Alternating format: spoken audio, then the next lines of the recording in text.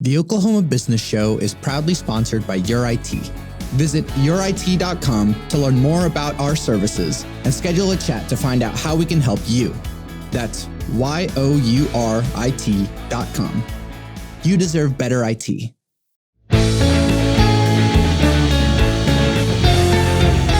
I'm Chris Mraz, and welcome to the Oklahoma Business Show, where we speak with business owners and leaders about their struggles, successes, and things they've learned along the way.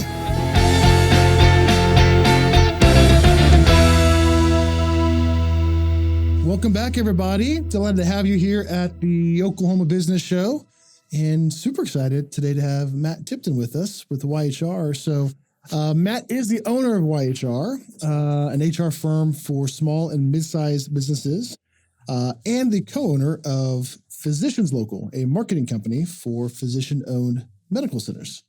That's so right. I'm going to start off. I always like to just let you, Matt, give us a little better bio than what I can do.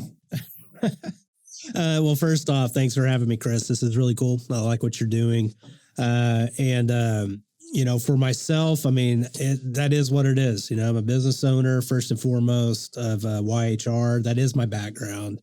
Everything else has just kind of come up through happenstance, and I've been, very thankful and ridden that wave. But overall, I've been in the HR field now almost 20 years. It's my background. One of those few guys that, went to school for a degree and then actually did it and stayed with it, where most people kind of veer off, which is totally respectable. But no, I've stuck with it and made a career out of it, and I'm very thankful for it. Yeah, awesome. I love it. So I think that your company name is the perfect place to start, WHYHR.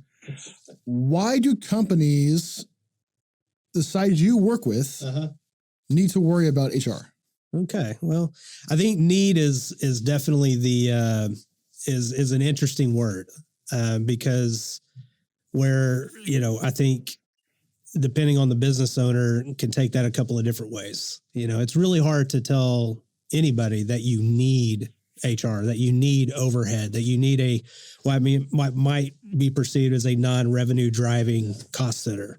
And that's something that I've had to learn over time. And when we say WHYHR, it's more about education, and it's more about educating employers on, when it comes to having a people strategy that aligns with your business strategy, and finding where the very, expensive cost can come from turnover, that by not having a strong people strategy, that costs that can hit your business by not being in compliance. Just simple things that, we start a business, we have a great idea, as you should, and you just want to drive that top line because you want to build something. But anybody knows that if you're going to build something for the long term, you've got to have a good foundation. And it's always been the goal at WHYHR is to educate on that foundation and how HR can support those dreams of building that skyscraper, whatever that may look like for your business. Yeah. And I'm glad you said that. Education is one of your key focuses, because I know prominently on your website, and one thing that you do a ton is speaking. Yeah. Through chamber organizations or other organizations that you're a part of. So let's just, if someone needs someone to come speak about HR, what are some of those topics that you find most business owners or leaders need to hear about? Yeah. Definitely the most common, and the one that I think is always the most attractive anyway, is culture. People want, associations want, business owners are very attracted to the idea of what is culture, what makes a healthy culture, what does that actually look like? And I think it's a very attractive topic. At the same time, it's also a very difficult topic. It's very difficult to educate business owners that it's not all about, the break room and all the frills and thrills. That culture really comes down to a baseline of just creating a safe environment for employees that they can come to work without a fear of discrimination or harassment or retaliation. And that's just a very, what does it take to create that environment so that you can provide the frills and thrills of why somebody will want to go and say, yes, like I love where I work and I want to encourage other people to utilize my company or encourage other people to come work with me. and being able to lay that out, especially in a training or public speaking forum, is one of my favorite things to do. Yeah, I remember one of the first times I heard you speak, one of the aspects of culture you brought up was consistency. In other words, not letting a high performer kind of still break the culture and be a jerk and get away with it when everyone else is being held accountable. Culture has obviously been a huge thing the last few years. Having been in this for 20 years, do you recall if there was a time where culture kind of came into the mainstream more, or has it always been there and just maybe has been bubbling up every now and then?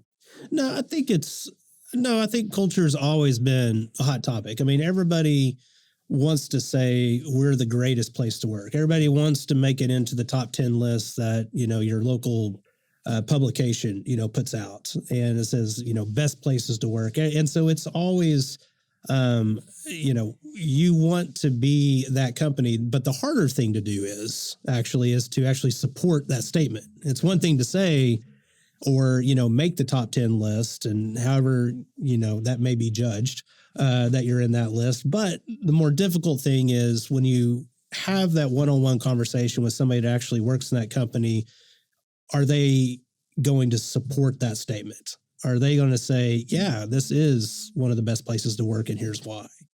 Have you ever had a difficult conversation where you went to one of your clients and said, you say the best place, you want to be the best place, but here are some things that you're dealing with? I mean, was a tough conversation? Absolutely.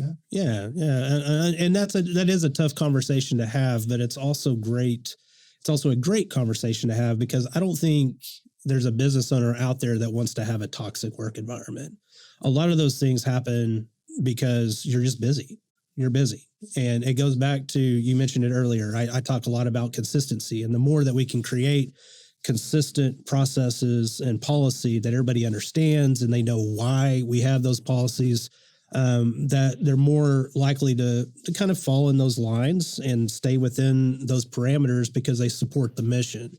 And that's important, because the less we have of that, and then you're out there as an owner that you're driving business, and which is all great things, you can lose sight, and all of a sudden people kind of make their own way. Yeah. And that's not always a great thing. That could create some toxicity. And then all of a sudden it's, oh, wow, I really do have a problem. Yeah. And so let's dive into that, because I think that's pretty critical. There's likely a ton of our listeners, all 5 of them probably at this point, who are sitting there thinking, that's me. So maybe 2 or 3 things that a business owner can pause and look at to recognize and do kind of a self-check of, is our culture starting to be affected? Yeah. Anything you can throw out there for that? Well, definitely retention rates are a big deal. Okay. You definitely want to see, what is my retention rate, turnover rate, however you want to phrase it, over the last few years. And we know there's been some tough times, especially with COVID, that maybe can skew some of those numbers. But,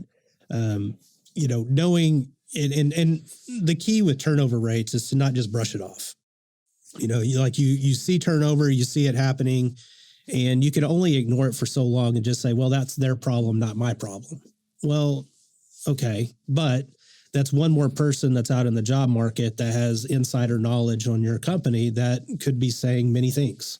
And what does that actually look like, and what does that sound like? And so you want to pay attention to what that turnover looks like, and you want to have vehicles to get in there. For us as a business, one of the things we do for our clients are exit interviews. We talk to anybody that's leaving the company, and we want to know why. What is it that you're looking for somewhere else that that this company wasn't able to provide you?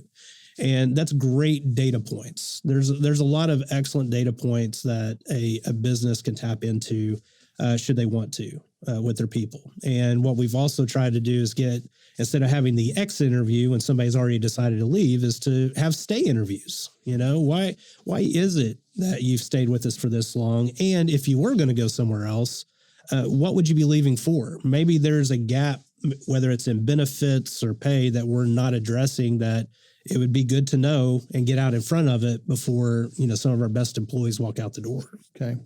By nature, I'm more of a cynical person.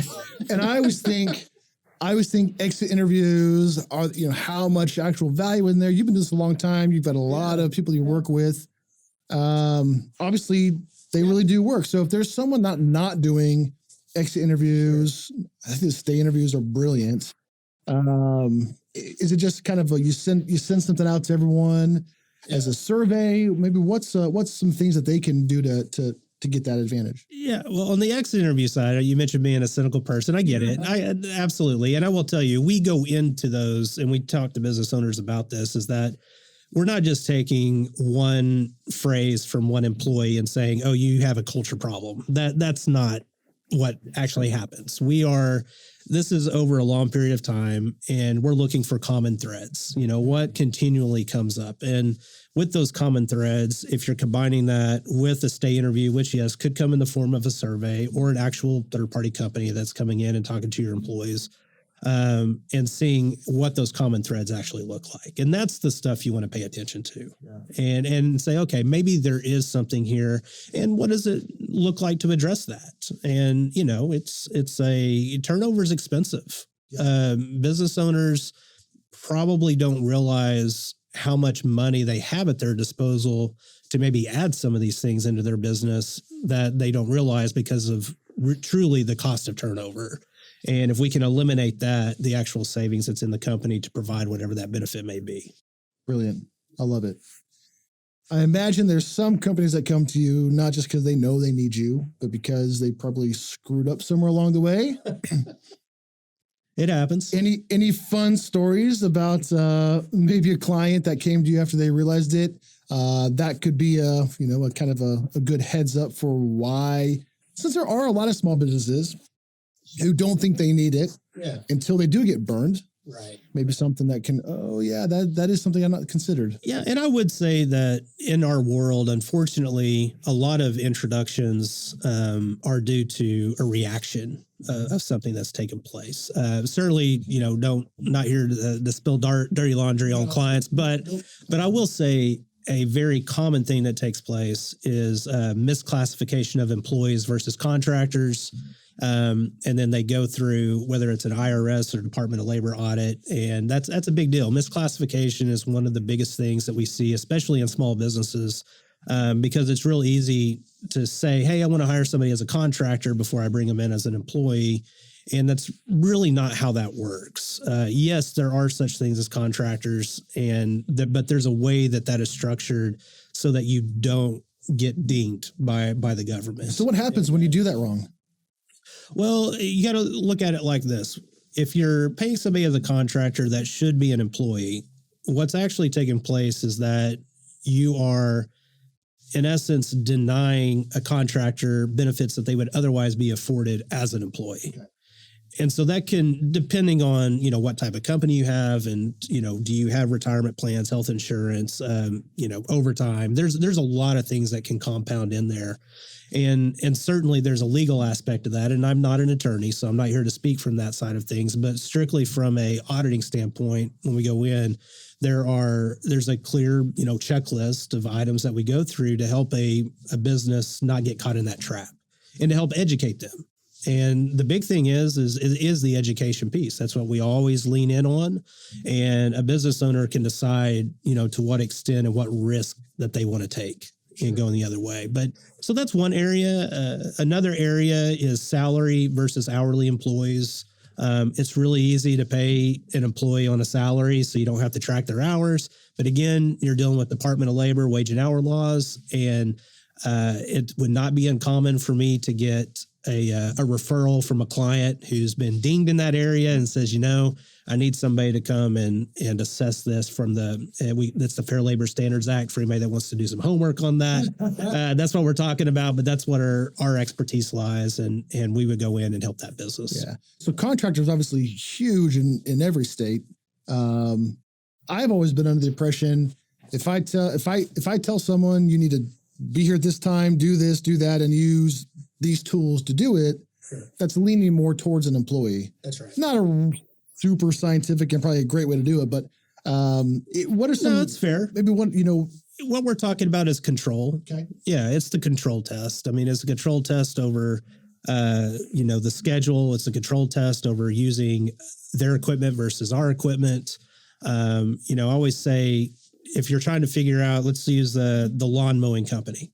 So if I run an apartment complex and I own all of my own equipment and I need to hire somebody to keep the grounds, I'm going to hire an employee that's going to use my equipment. They come in, they unlock the shed, and then they take that equipment out and they take care of the place. That's an employee. But if I'm going to hire a crew to come and I'm paying them to show up and bring their own equipment because I don't have my own, think of your house, right? That's a contractor. They're using their equipment. They come in and do those things. And that's just a good way to think about it with your own, staff that you have. And if you are listening to this and you're like, oh, wow, I may have an employee that I'm paying as a contractor and want to take a closer look at that, I would highly advise that. It doesn't have to be us, but obviously there's a lot of great legal counsel out there and other HR pros that that's a big thing for sure. But it should be you. Everyone call back. Appreciate it. I love hearing entrepreneur journey. So tell me what the journey from employee somewhere to business owner, what did that look like for you? Yeah. So I guess to an extent you could say I've always had a little bit of an entrepreneurial bug. I think that's a probably pretty generic answer, but it's true. And in the HR world, I never really saw that as an option. So when it came to doing something on my own, whatever that may be, I never really saw it as HR. Be real honest. Really? Why is that? Well, so if you go to school for HR, there's not like a business development class that you go through. There's no entrepreneurial, this is what you could do with this degree. I mean, it's very much a corporation style machine. I mean, you go to school for an HR degree to move into corporate America, get that HR assistant job, to the generalist, coordinator, whatever it may be, manager, VP, business partner, all the different job titles. But it is something that's just what you do. And that's your success. That's your success meter in following that journey, that ladder. And for me, I did that. That's exactly what I did. And I did that for almost a good 12 years. Everything that I just said, holding those positions. And I got to that point where, and there were some scenarios that took place, and I'll shelve those for right now, but that I had met some HR consultants. And so when I had the whole thought process of like, okay, am I really going to do this on my own? What does that look like? That I had tapped into and tried to figure out how they did it and what that looked like. And nothing ever really resonated for me. But I knew one thing for sure is that I had a passion for small businesses. And I knew that in small business, that HR is a very expensive thing to tap into for resources that every business owner goes through and needs. But the problem is, it goes back to my ladder scenarios, that HR gets kind of driven into this corporate ladder, and the expertise that any business owner needs, true expertise, is in that kind of HR director, manager, business partner role, which is extremely expensive. Yeah. I mean, that's $75,000 to $120,000 a year based on size company. That there's just no way. And I think a lot of business owners think that way. So I had to change the way that I looked at that business model and said, how can I create something that brings that expertise into the trenches with these small businesses to support them and it not break the bank? Yeah. And so that's kind of where that thought process started. And I had no idea if a business owner would say yes. I mean, if you think about it, most people who start their own business, I mean, they are running, in a sense, they're running away from the structure and the HR department that was always telling them what they can't do, right? Whatever company they worked for. And so I had to approach it from a kind of an overcorrecting standpoint. So, a business owner leaves big corporate America, decides to start their own business. They leave all that. I'm not going to have an HR department, leave all that behind. It's kind of like driving a car. You overcorrect the other direction. And we found our voice in being able to say, let's bring it back to the middle and show what that support could look like and find that balance. And I think that's really, once we were able to get that message out, all of a sudden a few people said yes. And then they told their friends and their business owners hang with business owners. And I finally started to see a light of this could be what I do. Yeah. And so that's kind of how that went for me. Yeah, because typically you have either the business owner or the office managers trying to do that role, and they don't know what they're doing, and they're Googling stuff. Yeah. And it seems like there's maybe two ways to go when a company decides they want to go that route. There's outsourced to a consulting company like yourselves, and I'm going to get the abbreviations wrong, is PEO. Yeah, professional employer organization. Yeah, they're out there as well. Two completely different business ways models to approach that. Yeah, absolutely. One, obviously you're actually now paying through the PEO, and one, you're still maintaining a lot of it yourselves. That's right. How can a company kind of help think through which route might be best for them? I mean, that's a loaded question. Yeah, I know. And we go probably take a lot longer for us to go through. Well, and we go through that with businesses that are trying to have those discussions. And I mean, that PEO, that's employee leasing. So you're leasing back your employees for a fee. Okay. So at the PEO, they're actually employed by the PEO. And so there are some restraints there, and that you have to understand as a business owner that you're in a way giving up. And that's fine. That can work for some. For our model, that's obviously, we didn't want to do that. I mean, there are plenty of PEOs out there. Why do that? And so for us, it was about, we wanted to be more of an in-house HR department. COVID was an interesting year for us, because when I think a lot of businesses started scaling back, it actually proved our business model. Yeah. It was a prover for us, because just like these larger companies, they all sent their HR departments home, and they still continued to function. Right. Yeah. So it was like, yeah, remote HR can work. And here I was with an HR company with all of that expertise. Right. That was there to be that support in every single way that an in-house HR department was acting in that exact same way from their house, supporting these larger companies. And so that really was a launch pad for us, where businesses started seeking out that guidance from, hey, who's an HR consultant that's out there? Oh, and you can be my in-house HR department.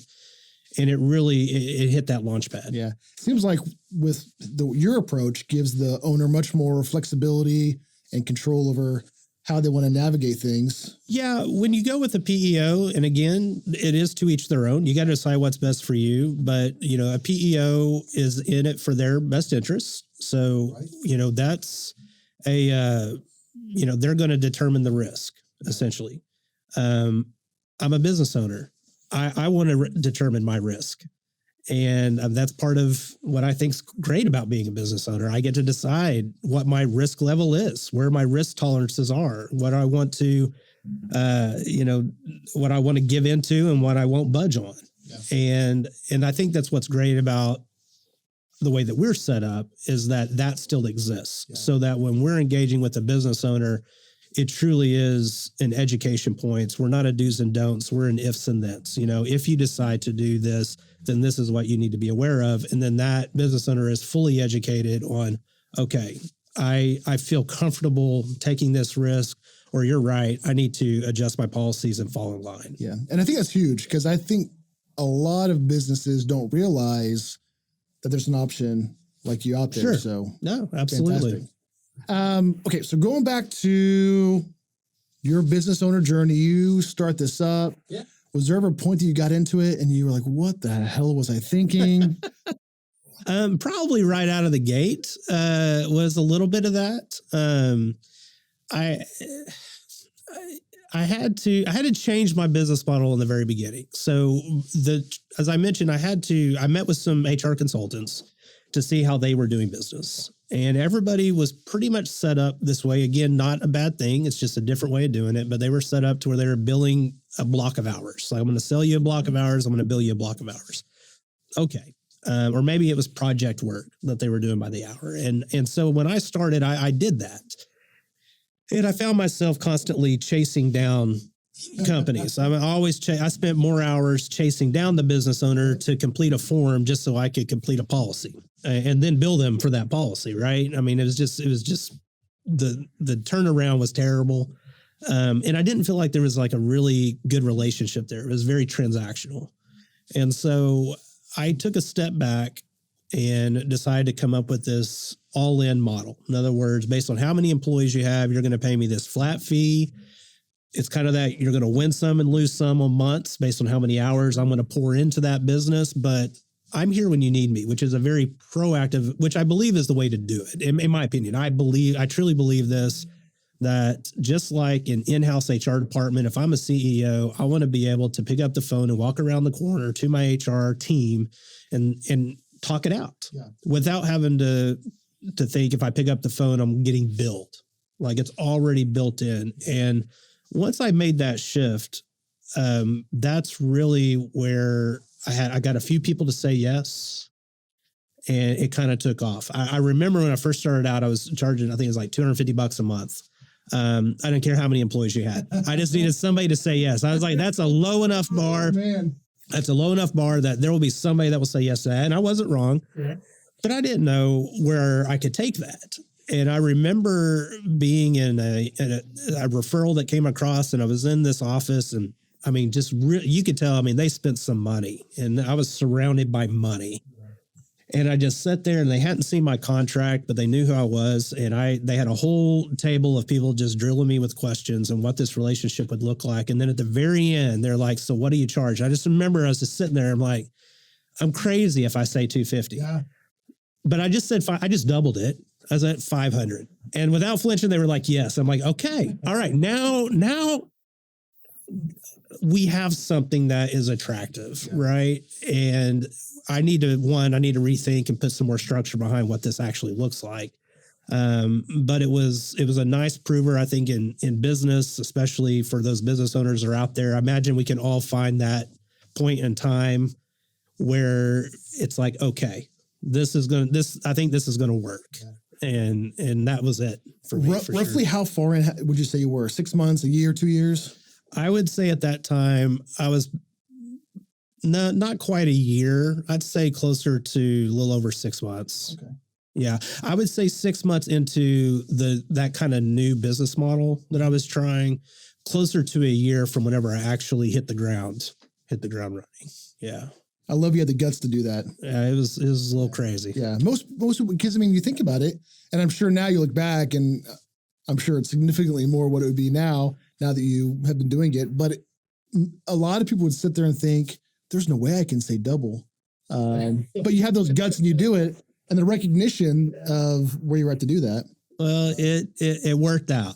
It worked out. And then we've built from there. And yeah, I mean, I'm glad that we're able to provide that type of service. And so far it's continued to make sense, and we've been able to grow from it. Yeah. So awesome. Yeah.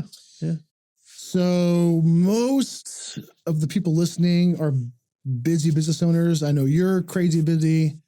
So what was it that you said, you know what, I need to help start up another business? The catalyst for I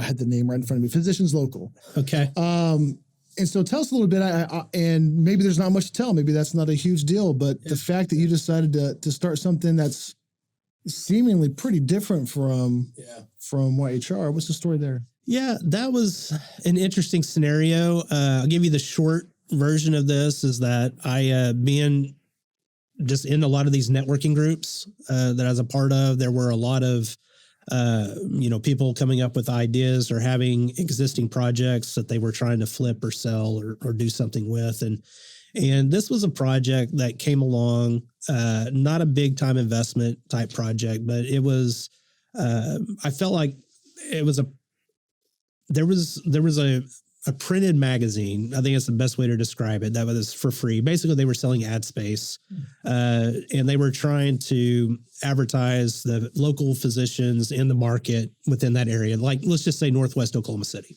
All right. So that's what it was. And I looked at it and I said, I think there's a better way to do this. And I actually had my HR brain on, my cap on. So it wasn't completely out of left field. One of the things that I think is always tough for employees, and I experienced this just because I've been an employee myself, is trying to find a doctor and one that works well for your family. And there's not a good way. There wasn't really a good way to do that. There's not like a some of these places have a bio that you can go out there and do your homework on. Is this right for me? Is this right for my family or for my children or whatever that may look like? And so there was kind of this baseline that had been created with this printed publication that I thought, this person's trying to give this away, not give it away. They're selling it. And I think I could do it better. And I think I just need somebody that is a little bit more tech savvy that can take this from print to something more in the marketing space. I also learned along the way that a lot of marketing companies kind of shy away from the medical field. I mean, it's very technical. There's definitely some players in there, but it's not saturated by any means. And so it was one of those opportunities where I was like, I want to keep it simple. I want to create an online publication that shows employees, who their physicians are, who their doctors are, that they can have a more educated view of who they would like to go take their family to. And so that was the whole premise. And then that really took a left turn once I got a business partner involved, great, also entrepreneur himself, web developer by the name of Ralph Miller.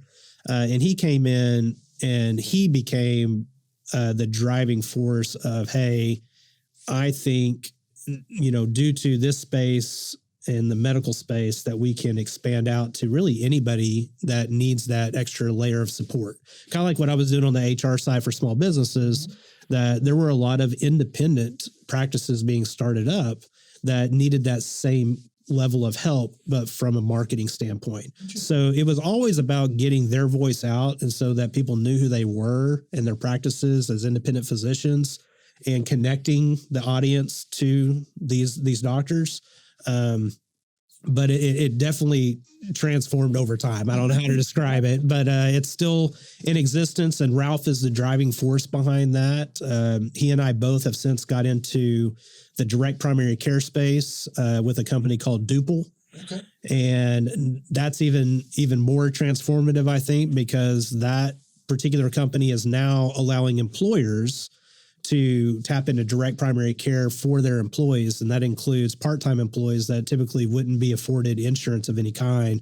And now they can have essentially a membership-based a physician for them and their family. And so that's a big, I would say it's kind of cool how the road has gone, but it's all kind of led to this, which I feel like is a really huge thing. So, and direct primary care is becoming more well known, but for those who aren't familiar with it, what is direct primary care? So it's non-insurance based care. So it exists outside of your insurance, or if you don't have insurance, either way. But it is, think of your family physician that you might have, family care physicians. So these are essentially generalists that you would go to, but they have gone out and started their own practice. And instead, again, of having insurance, it's a membership. So think of it kind of like your gym membership. You pay a monthly membership. You go when you want to go, when you need to go. And you don't every time you walk into the gym, you don't, pay a copay, give them $10 so that you can go use the machine. Yeah. You just go and you walk in and you get seen and you're not rushed out the door. It's a true VIP level of care anytime that you need it, when you need it. And you're not paying VIP prices. Yeah. It's really, really cool. And what we've done on the Duple side and what that actually is, it's now a platform, because so many of these direct primary care practices, they're kind of individual practice, very siloed, and which is great. We're glad that they've done that. And what we've been able to do is bring them underneath an umbrella so that for a company, and that's what we specialize, just companies, they can bring this to their employees, and their employees have all the options. Even though there may be 20 different practices, it doesn't matter. They're underneath the one umbrella that becomes an option for those employees. Oh, wow. I love it. And I know that we talked about that before. I only see that model growing as insurance rates increase. And that's right. I mean, it's huge. Nobody likes dealing with or talking about insurance. And so I love that you're able to start going into companies and let them provide that as a benefit. Absolutely. And I will tell you it's these doctors, these physicians, these providers that have taken a risk.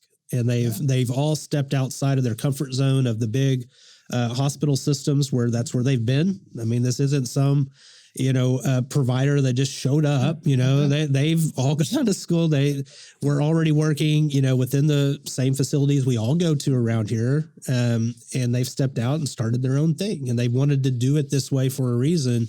And again, it really just aligns mission wise with kind of where we come at it from the HR side, is that it truly is proactive care. You're taking control of your health, and you can get in there and get that when you need it. And it's not a reactive relationship, which is your insurance, that you absolutely dread having to figure out, are they going to balance bill me for whatever it may be, that you get seen for. So awesome. I love it. It's exciting. On the HR side, now I know we're not gonna go air dirty laundry. But I'm always amazed at the crazy things people try to get away with at work. And I think it's always fun just to hear stories. Do you have any stories that you're comfortable sharing? And you don't have to. We can skip this altogether. Yeah. But just anything fun or funny that you've seen or investigated, or just kind of like, what the heck were they thinking? Oh, there's... You say, what the heck were they thinking? We say that probably on a pretty regular basis. Almost did a spit take there. Yeah. Well, and I'll say this, and this is to the business owners out there. We regularly, on the regular, and an owner will tell us, Matt, I'm so sorry. This only happens here.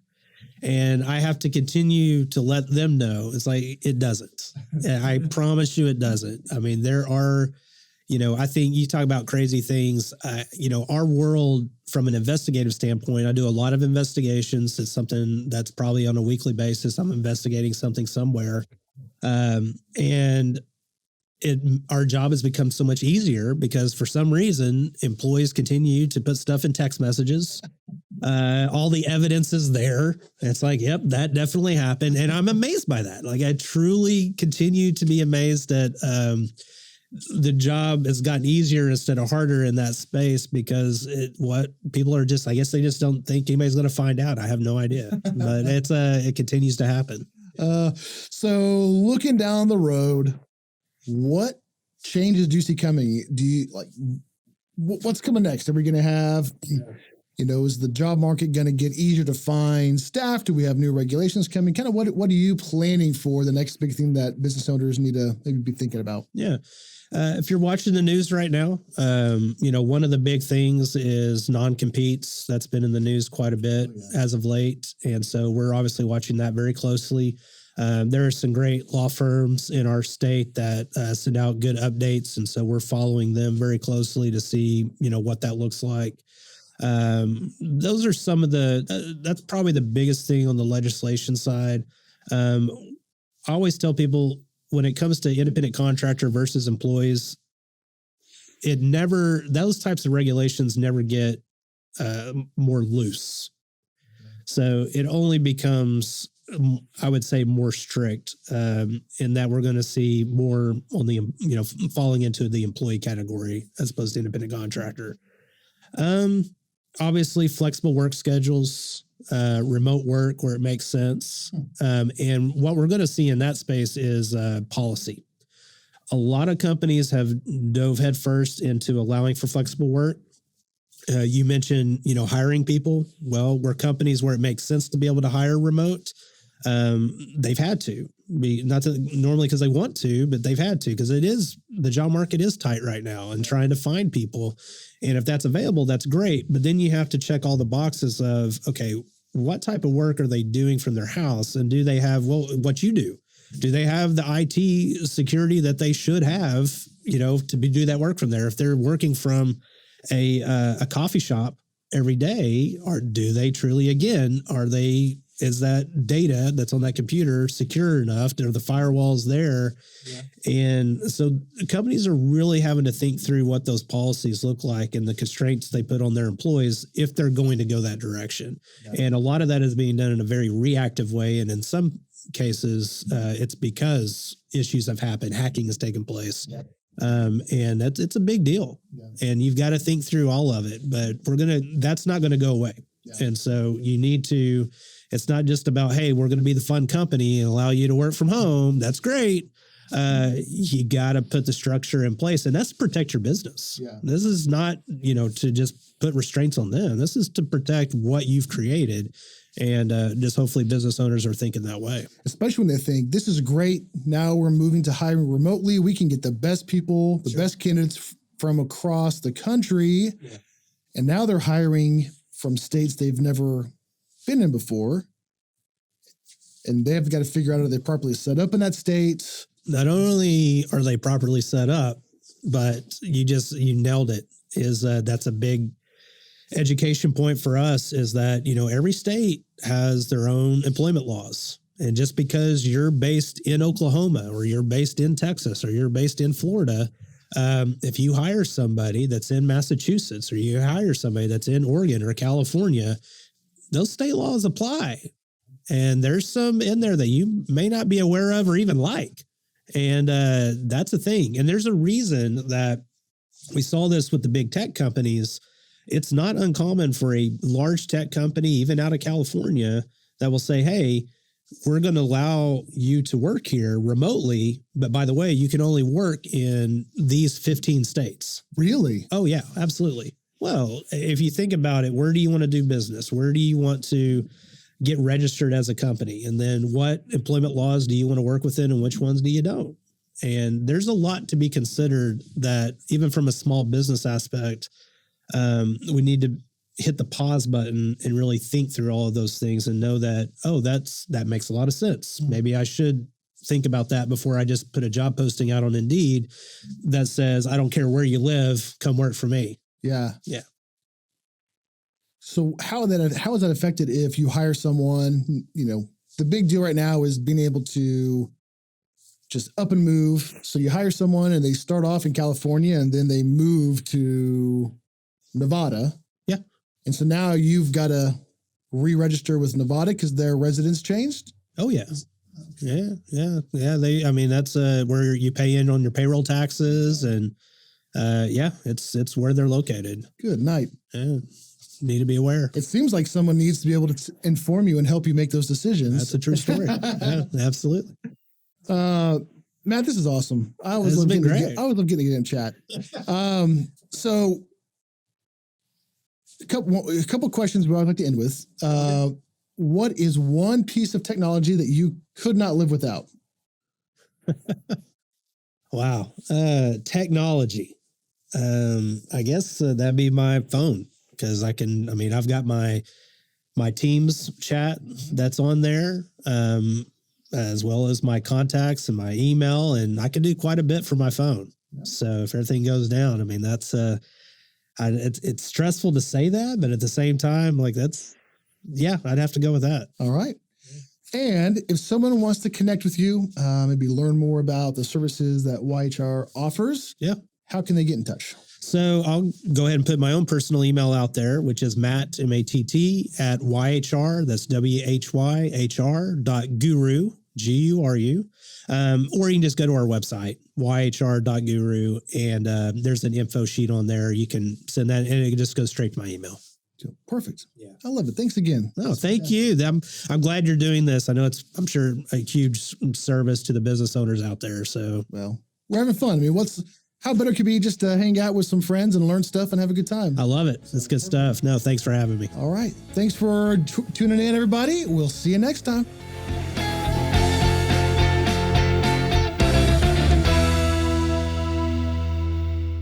The Oklahoma Business Show is proudly sponsored by Your IT, managed IT services and cybersecurity for Oklahoma businesses.